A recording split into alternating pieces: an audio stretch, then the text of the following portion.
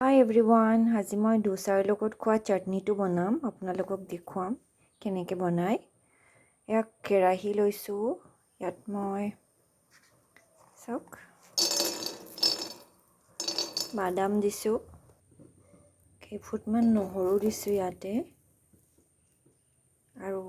কেইটামান জ্বালা দিছোঁ জ্বালাটো নিজৰ সোৱাদ অনুসৰি দিব আৰু এইখিনি অলপ ভাজি ল'ম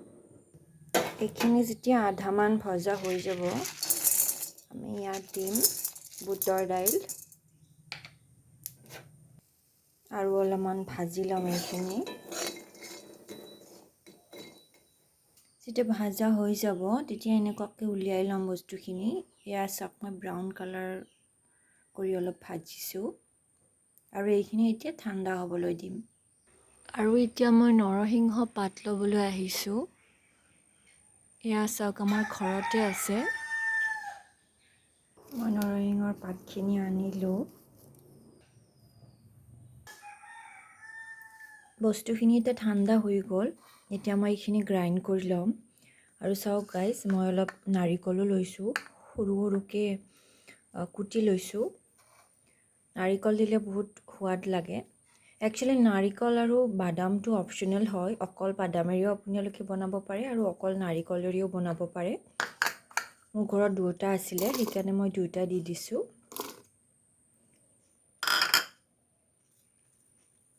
আৰু ইয়াত সোৱাদ অনুসৰি নিমখ দি দিব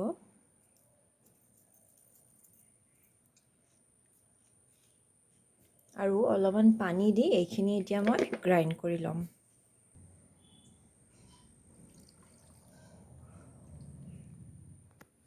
চাটনিখিনি মই গ্ৰাইণ্ড কৰি দিলোঁ এনেকৈ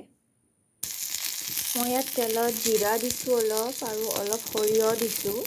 আৰু তাৰপিছত সেইখিনি ফুটাৰ পিছত নৰসিংহ পাত দি দিছোঁ এনেকৈ এইখিনি অলপ ভাজি ল'ম অকণমান তেল দিছোঁ মিঠাতেল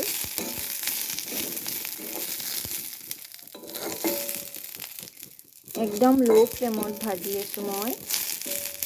আৰু এটা কথা মই আপোনালোকক দেখাব পাহৰিলোঁ যেতিয়া জিৰাখিনি আমি তেলত দিছোঁ তাৰপিছত যেতিয়া সৰিয়হখিনি দিছোঁ তেতিয়া ঢাকোন এটা লগাই দিব নহ'লে সৰিয়হবোৰ চবফালে ছিটিকি যাব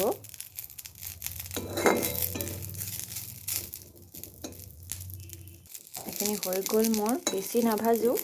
অলপ কেঁচা কেঁচা ৰাখিছোঁ তেতিয়া খাবলৈ ভাল লাগে এইখিনি বস্তু এতিয়া চাটনি দি দিলোঁ আৰু এইখিনি বস্তু ভাজোঁতে আপোনালোকে